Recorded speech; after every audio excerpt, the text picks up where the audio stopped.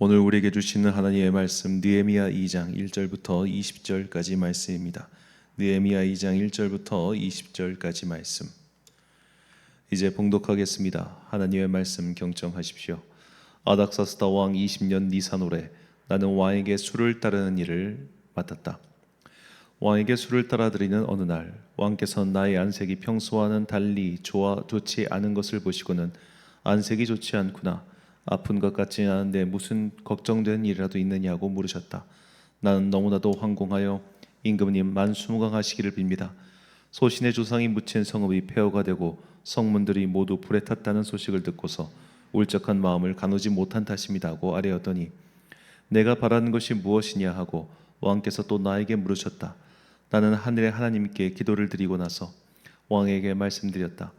임금님께서 좋으시면, 임금님께서 소신을 좋게 여기시면 소신의 조상이 묻혀있는 유다의 그 성읍으로 저를 보내주셔서 그 성읍을 다시 세우게 하여 주시기를 바랍니다.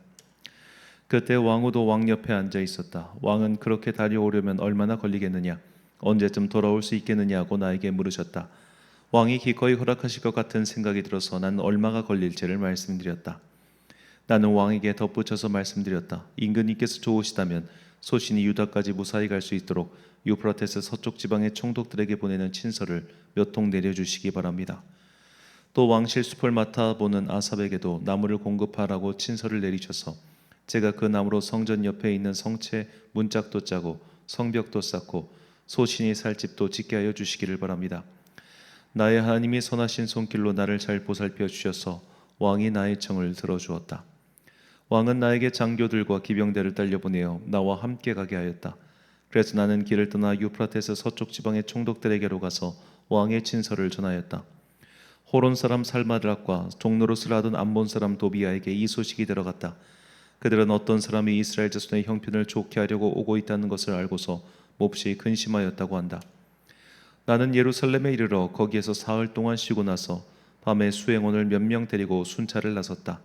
하나님이 나의 마음을 움직이셔서 예루살렘에서 일하도록 하신 것을 나는 그때까지 어느 누구에게도 말하지 아니하였다. 나에게 짐승이라고는 내가 탄 것밖에 없었다. 밤에 나는 골짜기 문을 나섰다. 용샘을 지나 거름문에 이르기까지 예루살렘 성벽을 살펴보니 성벽은 다 허물어지고 문들도 모두 불에 탄 채로 버려져 있었다. 샘문과 왕의 연못에 이르렀을 때에는 내가 탄 짐승이 더 나아갈 길이 없었다.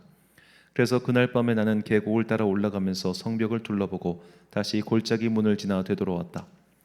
그때 내가 유다 사람들이나 제사장들이나 귀족들이나 관리들이나 그 밖에 직책을 가진 어느 누구에게도 이것을 말하지 아니하였으므로 관리들은 내가 어디를 다녀왔는지 무엇을 하였는지 아무도 알지 못하였다. 이렇게 돌아보고 난 다음에 나는 비로소 관리들에게 말하였다. 여러분이 아는 바와 같이 우리는 지금 어려움에 빠져 있습니다. 예루살렘은 폐허가 되고 성문들은 불탔습니다. 이제 예루살렘 성벽을 다시 쌓읍시다. 남에게 이런 수모를 받는 일이 다시는 없어야 할 것입니다. 나는 또한 나의 하나님이 선하신 손길로 나를 잘 보살펴 주신 일과 왕이 나에게 한 말을 그들에게 말하였다. 그랬더니 그들은 공사를 시작하겠다고 나에게 다짐하였고 힘을 내어 기꺼이 그 보람 있는 일을 시작하였다. 그러나 이 일이 호론 사람 산발락과 종노릇을 하던 암몬 사람 도비아와 아랍 사람 게셈에게 알려지니 그들은 우리에게로 와서 당신들은 지금 무슨 일을 하고 있는 거요? 왕에게 반역이라도 하겠다는 것이요? 하면서 우리를 업신여기고 비웃었다. 내가 나서서 그들에게 대답하였다. 하늘의 하나님이 우리를 위하여 이 일을 꼭 이루어 주실 것이요, 성벽을 다시 쌓는 일은 그분의 종인 우리가 해야 할 일이요, 예루살렘에서는 당신들이 차지할 몫이 없소, 주장할 권리도 기억할 만한 전통도 없소. 아멘. 때가 찰 때까지란 제목으로 하나님의 말씀 선포하겠습니다. 중국의 사상가인 맹자는 세상사를 결정짓는 요소로 다음에 세 가지를 말했습니다. 천시라고 해서 하늘의 때, 그리고 지리라고 해서 땅의 혜택, 인화, 사람의 단결된 힘, 이 세 가지가 있을 때 비로소 세상사의 큰 일을 이룰 수 있다고 말하죠. 맹자는 이 중에 인화, 사람의 단결된 힘을 가장 중요하게 생각했는데, 그럼에도 하늘의 때에 맞지 않은 일을 벌이거나 지리적 위치 등을 고려하지 않은 섣부른 행동은 반드시 큰 화를 가져오곤 했습니다. 예를 들어 우리나라 역사에서 이 호사가들이 꼽는 3대 대첩이라는 것이 있습니다. 살수대첩, 귀주대첩, 그리고 한산대첩인데요. 이 중 살수대첩을 보면 살수대첩은 고구려와 수나라 양제 사이에 일어난 큰 전쟁입니다. 이 수나라 양제가 고구려를 정벌하겠다고 정말로 백만대군을 이끌고 왔는데, 이 백만대군이 갈 거리와 그리고 전선, 즉 군대의 행군 이 길이를 고려하지 않은 채 그냥 무작정 사람만 왕창 보냈다가 정말 대패하고 돌아간 것이 살수대첩이죠. 이 살수대첩 때문에 결국 수나라는 망했습니다. 그러니까 아무리 사람의 단결된 힘이 있어도 이 땅의 이치, 땅의 이 거리를 고려하지 않으면 멍청한 행동을 하게 된다는 거죠. 단순한 일은 없습니다. 그래서 우리는 이런 모든 것들을 합쳐서 때가 맞아야 한다라고 표현하죠. 사업이든 개인사든 때가 맞아야만 성공할 수 있는 겁니다. 하나님의 일 또한 마찬가지입니다. 우리는 흔히 생각하기로 우리가 좋은 뜻을 세우고 좋은 일을 하면 하나님께서 알아서 다 도와주실 것이라 그렇게 생각하죠. 때로는 하늘의 이치까지 바꾸셔서 우리를 도와주실 것이라고 생각합니다. 그런 사례들이 있죠. 예를 들어 여호수아가 전쟁을 할 때 태양이 멈추지 않습니까? 하지만 반드시 이런 일들이 모두에게 똑같이 임하는 것은 아닙니다. 왜냐하면 하나님께서는 우리가 보지 못하는 것까지 다 보고 계시기 때문이죠. 모세는 40살에 됐을 때 이제는 그가 행동해야 될 때라고 생각해서 움직였지만 그는 그때 아무것도 이루지 못했습니다. 때가 이르지 않았기 때문이죠. 하나님께서 정하신 때는 무려 40년 후에 이제는 그가 더 이상 아무것도 하지 못할 때라고 생각했을 때 비로소 이루어졌습니다. 어째서 그렇게 바쁘게 살았던 바울이 수년 동안 가이사랴에 갇혀 있고 또 수년 동안 로마에서 가택 연금 상태에 처했겠습니까? 그의 연대를 잘 살펴보면 그가 하나님을 만나고 나서 활동했던 기간보다 활동하지 않았던 기간이 더 깁니다. 그렇게 바쁘게 살았는데 그의 서신에 기록되지 않은, 그가 어찌 보면 갇혀 있거나 혹은 광야에서 이렇게 머물러 있는 시간이 더 길었다는 거죠. 그러니까 하나님의 때라고 하는 것은 우리가 단순히 좋은 의지를 세우고 좋은 계획을 세우면 알아서 척척 임하는 것이 아니라 그 때가 임할 때까지 기다려야 한다는 겁니다. 오늘 본문의 느헤미야도 마찬가지였습니다. 그가 하나님께 금식하며 간절히 그의 민족을 위하여 기도했지요. 그럼 이제 기도도 마쳤으니까 움직이면 될 것 아닙니까? 그러나 느헤미야는 때가 무르익을 때까지 기다렸습니다. 먼저 어제 읽었던 1장 1절을 다시 살펴보겠습니다. 하가랴의 아들 느헤미야의 말이라 아닥사스다 왕 제20년 기슬르 월에 내가 수산궁에 있는데. 자, 이때가 아닥사스다가 다스린 지 20년째 되는 해 우리식 달력으로 11월에서 12월 사이에 그가 금식하며 기도한 사건이 바로 어제 본문의 사건입니다. 그런데 오늘 본문을 보면 이때로부터 꽤 시간이 흐른 후라는 것을 우리가 알 수 있습니다. 본문 1절과 6절 말씀. 아닥사스다 왕 제20년 니산월에 왕 앞에 포도주가 있기로 내가 그 포도주를 왕에게 드렸는데 이전에는 내가 왕 앞에서 수심이 없었더니 그때 왕후도 왕 곁에 앉아 있었더라. 왕이 내게 이르시되 내가 몇 날에 다녀올 길이며 어느 때에 돌아오겠느냐 하고 왕이 나를 보내기를 좋게 여기시기로 내가 기간을 정하고. 아멘. 자, 학자들은 이게 보면 11월에서 3월이 됐는데 제20년이라고 그대로 표기되어 있지 않습니까? 그래서 이거를 오기로 보고 오늘 본문 1절이 아닥사스다 왕 제21년일 것이다라고 그렇게 추정하고 있습니다.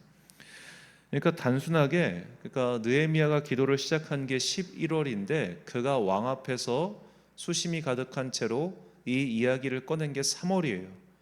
최소한 3개월 이상 느헤미야는 자기가 할 말을 묵히고 있다가 때가 이르기를 기다렸다는 겁니다. 그럼 그때는 언제냐? 바로 왕후가 함께 있을 때였습니다. 즉 왕의 기분이 내가 이런 말을 해도 들어줄 만큼 괜찮구나라는 것을 계속 살피고 있다가 그때 얘기한 거예요. 만약 느헤미야가 이 소식, 고향의 소식을 듣고 그가 술 맡은 사람이었는데 그때부터 계속해서 근심이 가득한 채로 일을 했으면 왕이 그를 잘랐겠죠. 야, 술맛 떨어져 라고 말입니다. 그러니까 자기가 지금 이게 근심 가득한 얼굴을 하고 이거를 해도 왕이 기분 좋게 야, 너 무슨 일 있어? 그리고 내가 너 부탁 들어줄게, 이런 말을 할 수 있을 만한 분위기가 좋아지는 때를 기다렸고, 그 때란 바로 왕후가 함께 있을 때였다는 겁니다. 자, 왕의 술을 맡았다고 하는 것은 옛날로 치면은 왕 옆에 있는 환관 혹은 시종, 요즘으로 치면 비서실장 같은 역할이죠. 그러니까 항상 기분을 살피고 또 곁에 있는데, 이 페르시아 같은 경우는 그때 이미 환관 제도가 있었단 말입니다. 근데 느헤미야는 환관이 아니었죠. 그리고 유대인, 즉 외국인입니다. 외국인에게 독살의 위험이 있는 술 맡은 자, 아주 지근거리의 직책을 맡긴다는 건 그가 그만큼 일을 잘하는 사람이었다는 뜻이겠죠. 그 눈치가 보통이 아니었을 겁니다. 자기가 설령 하나님의 뜻에 따라서 하나님의 마음으로 기도하고 일을 한다고 할지라도 사람의 때, 이거를 기다릴 줄 아는 인내심이 느헤미야에게 있었다는 겁니다. 아무 때나 그런 말하면 그 일이 이루어지겠습니까? 물론 에스더처럼 정말로 급박한 일이기 때문에 내가 죽으면 죽으리라 하고 왕에게 나가는 그런 일도 있겠지만, 그런 급박한 상황이 아니고서는 우리는 때를 살피고 때를 기다릴 줄 아는 인내심이 있어야 한다는 겁니다. 정치의 영역이든 경제의 영역이든 내가 높은 뜻을 세워도 실패할 때가 훨씬 많습니다. 그래서 히브리의 지혜자는 이런 말을 남겼죠. 전도서 3장 1절과 8절 말씀. 범사에 기한이 있고 천하 만사가 다 때가 있나니 사랑할 때가 있고 미워할 때가 있으며 전쟁할 때가 있고 평화할 때가 있느니라. 아멘. 만사에 다 때가 있습니다. 그래서 그 때를 잘 살필 줄 아는 지혜가 필요합니다. 때가 맞으면 못생긴 남성도 미인의 마음을 얻기도 하며, 때를 얻지 못하면 천하에 둘도 없는 천재도 사업에 실패하는 것이죠. 애플을 창업한 스티브 잡스가 그 과거에도 혁신적인 물건을 많이 만들었지만 여러 번 실패한 이유는 때가 무르익지 않아서입니다. 아이템의 한 예를 들자면 전기자동차의 경우, 전기자동차는 이미 휘발유 자동차와 함께 시작되었습니다. 하지만 배터리의 문제, 충전의 문제, 그리고 충전소의 문제 등으로 그동안 실용화가 되지 못했던 것이죠.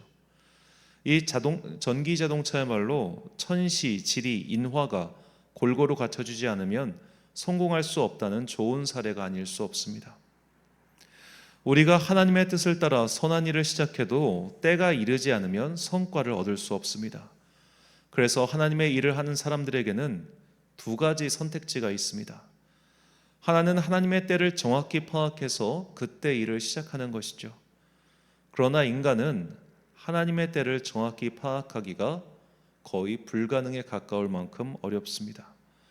그래서 우리가 할 수 있는 정말 거의 유일한 선택지는 해야 할 일을 반드시 하되 그 열매 맺는 때가 하나님께 달려있음을 잊지 않고 인내함으로 그 수확의 시기를 기다리는 것입니다.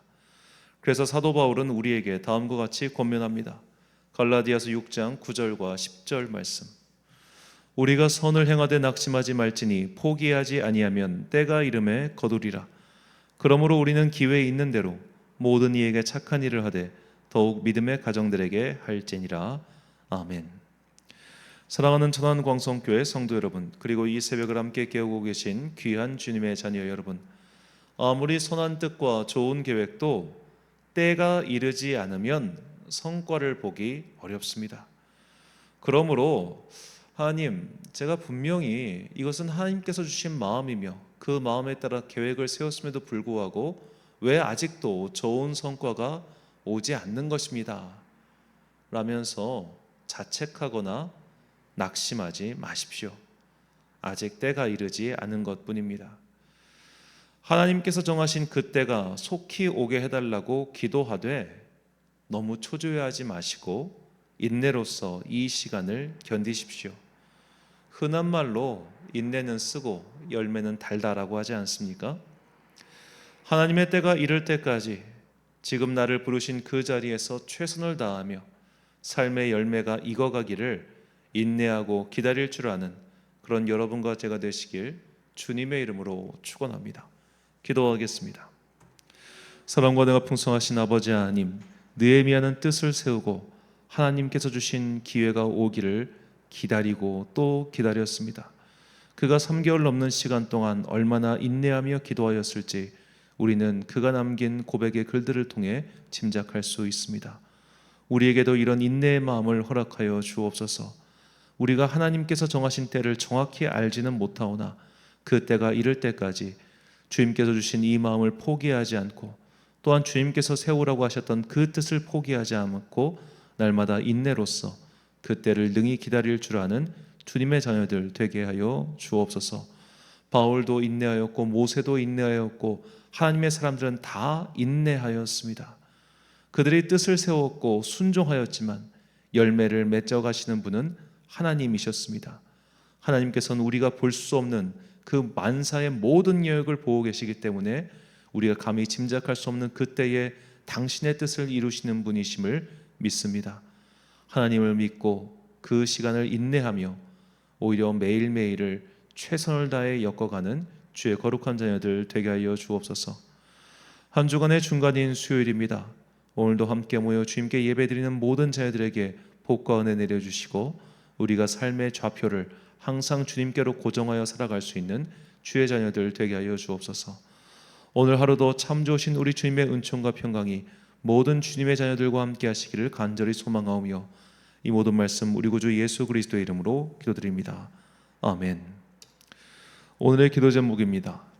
하나님의 때가 이를 때까지 선한 일에 힘쓰고 그 열매가 익어가길 인내할 수 있는 마음을 달라고 기도하십시오. 오늘 주신 기도의 제목 가지고 기도와 묵상에 힘쓰는 하루 되시길 바랍니다. 기도하겠습니다.